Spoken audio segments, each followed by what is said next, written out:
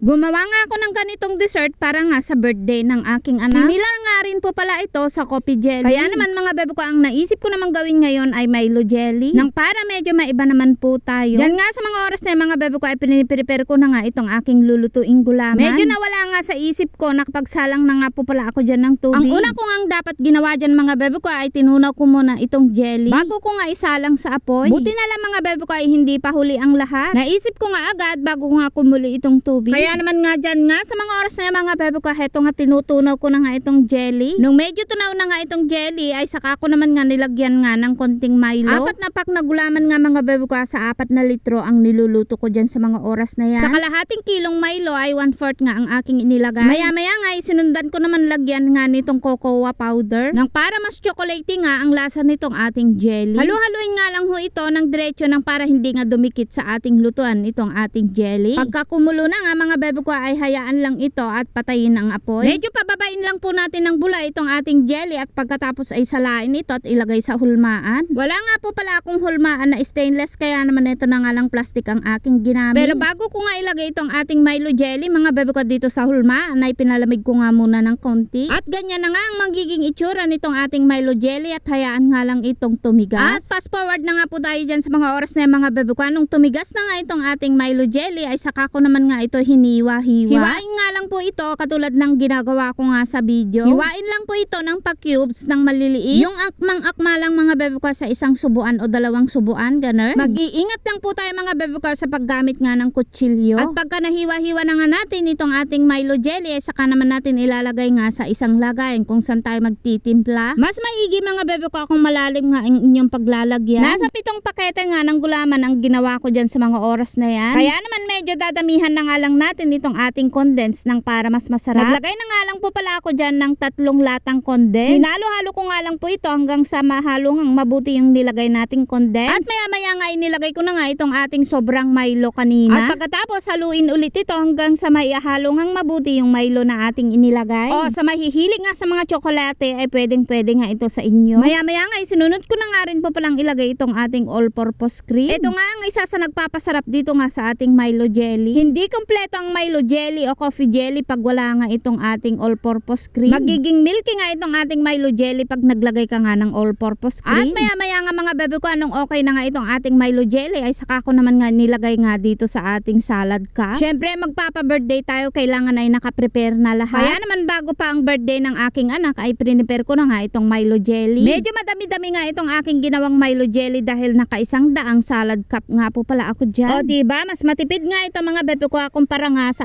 ating macaroni salad pag gagawa pa tayo ng macaroni salad. Ito na nga lang ang naisip kong ipan-dessert dahil medyo matipid nga. Masarap na ay matipid pa. Kaya naman nung nakagawa na nga ako dyan sa mga oras na yan nitong ating Milo jelly, saka ko naman nga ito inilagay sa ating ref. At yan nga po ay kinabukasan ay kakainin na ng aking mga bisita. Ganyan lamang po gumawa ng Milo jelly. Pwedeng-pwede nga ito sa Christmas dahil malapit na nga ang Christmas. Kaya naman hanggang dito na nga lang itong aking video mga bebe ko. God bless. Bye!